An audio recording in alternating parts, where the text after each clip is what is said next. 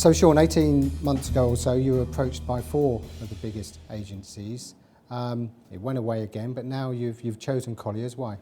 So it was well documented, obviously, that we had a number of approaches. We were told that we were sold a number of times by the market, which actually wasn't true at the time. It was obviously very flattering. For us, there were a number of important factors when we were considering selling the business, and primarily it was about being able to operate in the way that we've been used to operating. We've had a successful business over the last 5.5 years because of the way we've conducted ourselves, the way we've carried ourselves, the way we've gone about doing our daily business, and obviously the culture and the people behind it. And I think it's fair to say that Colliers, of all the interested parties, were the ones who didn't want to clip our wings. They very much wanted to embrace what we did rather than stop us doing what we did. So for us, Colliers, culturally, were always the standout opportunity for us, both in terms of the people and in terms of how they wanted us to move ahead with our business. Tony, what first, as they say in all good marriage interviews, what first attracted you to Shaun? First attracted you to Shaun. It's well documented that Colliers in the UK is on a growth curve for increasing both by scale, but more importantly, in specific locations and specific disciplines. We've always liked what the whole team at Hatton stood for. Certainly, their entrepreneurial spirit was something which really echoed with us. But on meeting, the professionalism that came across was really important. So for us, the culture of the people was probably the most important thing in getting this transaction to move ahead, and indeed move ahead quite quickly. So we knew that the fit would actually be good. 2 and 2 would make 5. And also, in addition, the added benefit of working together with our existing Central London team. Only for, really, there should be some great opportunities, both with existing clients, but hopefully to service new clients as well. Shaun has mentioned that you're going to give them the free rein that they've had continuously since 5 years ago when they launched Hatton. Is that something you can really do in a huge corporation like this? Colliers International, we actually have a very flat structure. We do not have layers and layers of boards, and we do not have layers and layers of different titles amongst directors. So we're a very flat structure. Everyone in Colliers has a proper job or a marketplace, or preferably both. That's absolutely key. We pride ourselves on making sure that we don't actually stamp on that entrepreneurial spirit. We don't want everyone to be the same. We want them to be individuals, and certainly individuals in the way they come across in serving, whoever the clients are that they happen to be serving.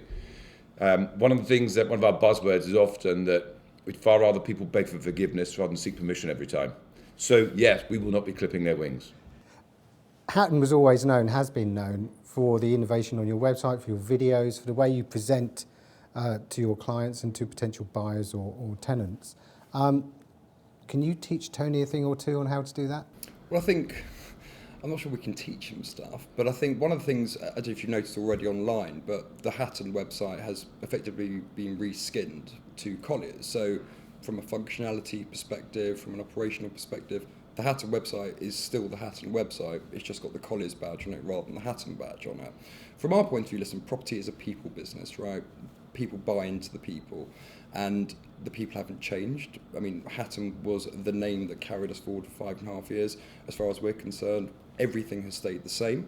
The name above the door is different. We've got a bigger selection of services to offer our clients now, but the people, the culture, the appetite, the ambition is very much still there. And I think together with the old H2SO team that was obviously acquired by Colliers recently, it very much feels like we're a niche agency amongst a sort of corporate below a corporate umbrella, which for us is incredibly exciting. I think the technology piece, which you raised, the speed to market, it's something which we notice. We think that's an advantage. None of us are ever too old to learn. So there are a number of the things and the processes that have been used by Shaun and his colleagues with Michael and Ricky, which quite frankly we can adopt very easily. So we're completely open to those new ideas, and indeed we regard that as really healthy. Last question. It's the first merger takeover of 2016. We had several last year, many last year. Many more were expected last year that didn't happen. Do you see, and of course Colliers have been linked to some of those, do you see further consolidation in the agency market throughout this year? Yeah, to and both of you? Yeah, I mean certainly both in the UK and further afield. I certainly see that. I see consolidation in the agency or advisory market, and indeed, there are a couple of things going on out there at the moment, which whether they've reached fruition or not, who knows. And, in addition, our ambition is to continue to grow, certainly here in the UK, both in locational terms and against skill based. So we're always open for opportunities to add grade A people. Grow our bench strength in the areas in which we want to grow. So I think there will be more.